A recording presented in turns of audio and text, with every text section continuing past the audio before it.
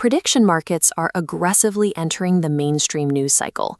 If you read a newsletter on Substack today, you might see live betting odds from platforms like Polymarket, a service where users wager money on real-world events, flashing right next to the text.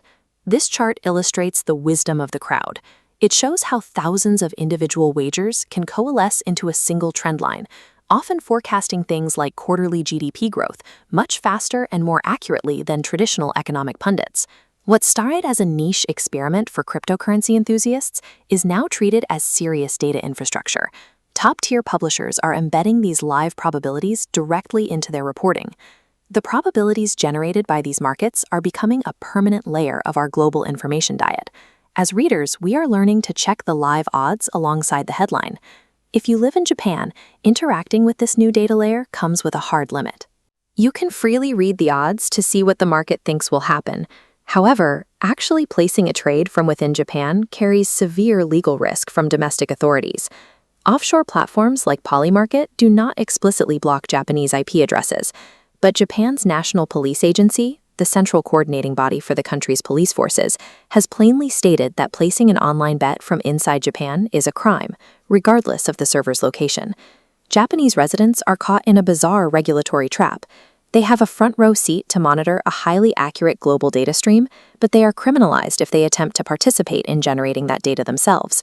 To understand why this creates a legal problem, we have to look at how a prediction market contract actually works. Users buy binary yes or no shares on a specific future event, and those shares are priced between $0 and $1. That price effectively represents the market's implied probability that the event will happen.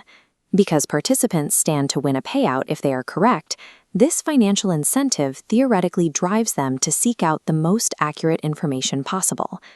In the United States, companies like Kalshi have successfully argued that these event contracts should be classified and regulated as financial instruments, giving them a legal framework to operate outside of traditional gambling laws.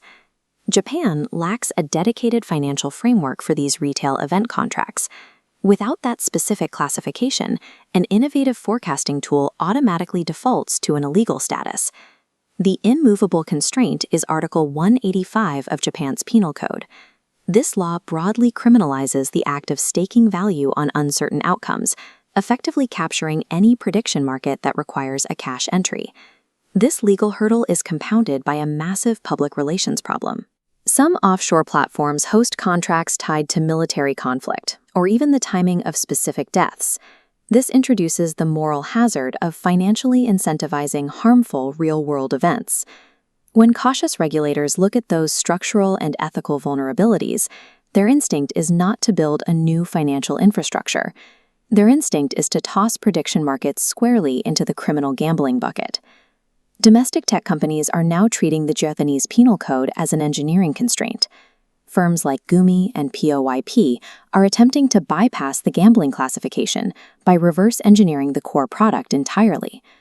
This flowchart outlines their workaround.